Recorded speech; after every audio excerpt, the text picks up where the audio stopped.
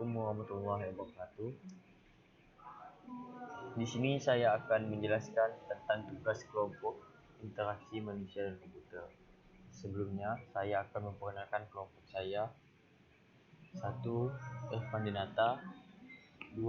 Sahri Ashar. 3. Ibnu Jihad Aminuddin. Langsung saja kita ke materinya. Model Rapid Application Development dalam merancang bangun sistem informasi COVID-19 berbasis Android.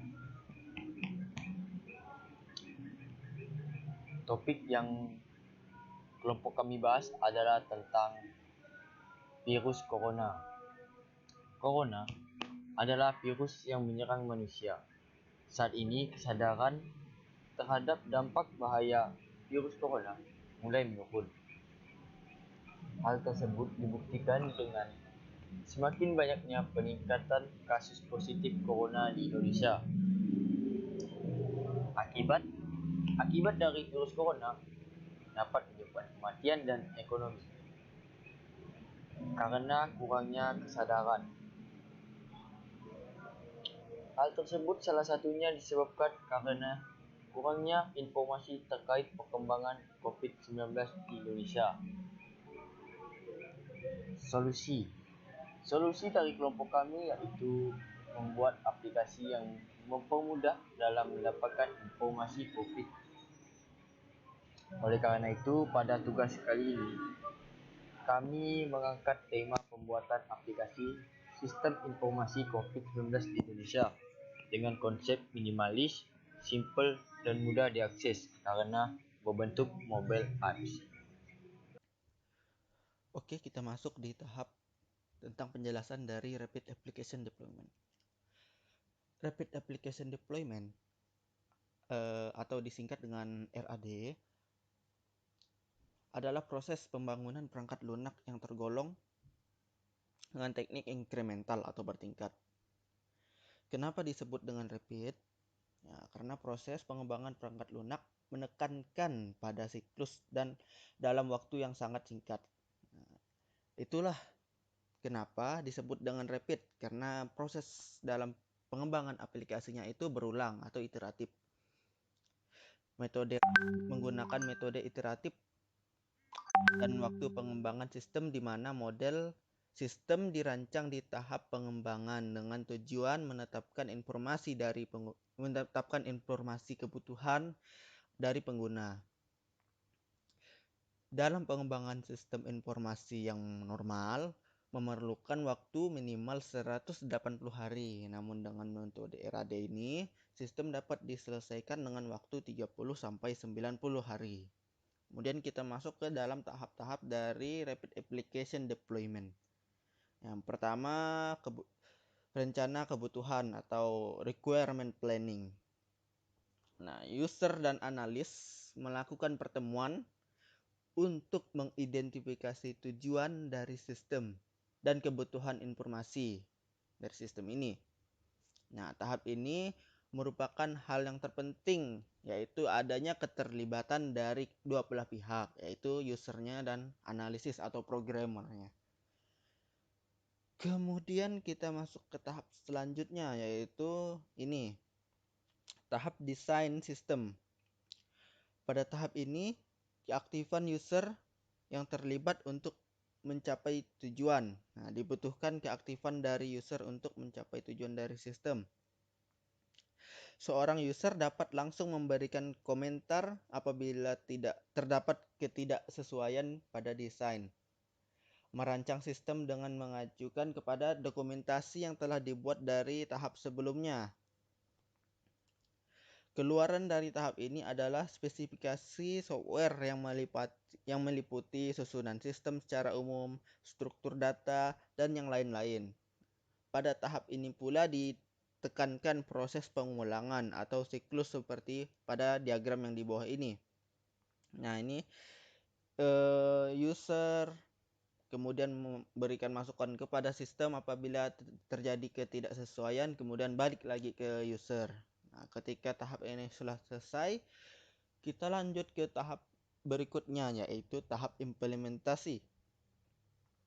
Tahapan ini adalah tahapan di mana programmer mengembangkan suatu program yang telah disetujui oleh user dan analis. Oke, lanjut. Baik, saya Irfan Danata. Saya akan menjelaskan codingan dari aplikasi yang dibuat secara singkat. Secara umumnya, jadi aplikasi ini dibuat dengan bahasa pemrograman Dart dengan menggunakan framework Flutter. Jadi pada aplikasi ini itu terdapat source code intinya itu di folder lib, di mana di folder lib terdapat 3 folder dan 2 file utama. Di sini main itu akan menjalankan main di sini akan menjalankan home, file home, codingan yang ada di home. Nah, di home ini itu akan memanggil komponen yang terdapat di atas. Di sini saya akan menjelaskan fungsi-fungsi dari komponen. Misalnya yang pertama itu komponen widget. Widget sendiri itu berfungsi sebagai shortcut yang mana di widget ini itu kita gunakan sebagai template yang isinya adalah terdapat kontainer dengan icon kemudian nantinya di sini terdapat label. Nanti kan ada, kalau di aplikasi ini ada meninggal, ada yang sembuh, ada yang dalam perawatan. Nah, label ini yang nantinya nilai dari label inilah yang akan digunakan sebagai label di cupnya nanti. Nah, di sini terdapat kontainer juga lagi itu untuk penunjuknya.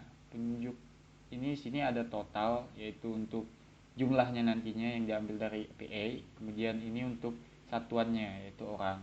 Nah, ini merupakan template card yang nanti akan digunakan untuk menunjukkan jumlah kasusnya, kasus coronanya. Widget ini itu digunakan di Indonesian Component.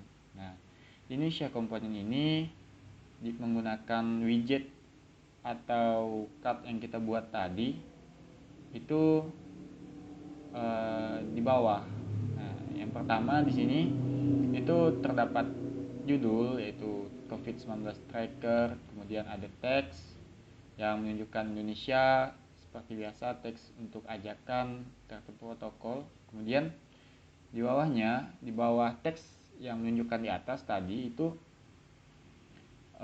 terdapat card yang saya maksud tadi. Di sini ada card terkonfirmasi, kemudian ada dalam perawatan, kemudian ada sembuh, kemudian ada meninggal. Nah, tadi data-data tadi itu diparsing dengan menggunakan objek icon call untuk iconnya, kemudian ada label untuk labelnya tadi, kemudian ada total untuk nilainya. Nah, dari mana sih dapat nilai-nilai COVID-nya? Nah, itu didapat dengan menggunakan provider mengambil data dari API. Data tersebut diambil dari API COVID-19 Indonesia v2.versal.app/api/Indonesia. Nah, data ini diambil dari API tersebut. Kemudian data yang diambil disimpan dalam sebuah objek result, kemudian disimpan lagi ke dalam model. Model tersebut dibuat dengan nama Indonesia Model dan filenya ada di sini. Nah, di model inilah yang digunakan untuk proses pengambilan datanya nanti. Ini untuk menampung data. Nah, kemudian dari komponen ini itu dipanggil di home. Indonesia dipanggil di home. Komponen Indonesia dipanggil di home. Nah, di sini Jadi nanti dia akan menampilkan data atau card sebanyak 4 buah tadi yang dibuat di komponen Indonesia. Selain itu, di aplikasi ini juga menampilkan ajakan pencegahan terhadap COVID dengan menggunakan icon yang menarik dan mudah dipahami seperti itu. Jadi itulah aplikasi singkat dari kami. Kemudian saya akan mensimulasikan aplikasinya.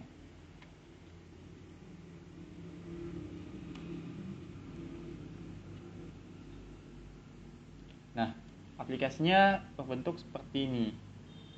Jadi ini merupakan komponen Indonesia yang tadi saya jelaskan. Nah, ini itu summary card-nya. Jadi ada 4 buah summary card yang mana dia mengambil data itu dari model Indonesia yang datanya berdasarkan APA. Nah, jadi ini datanya akan berubah berdasarkan update dari kasus coronanya.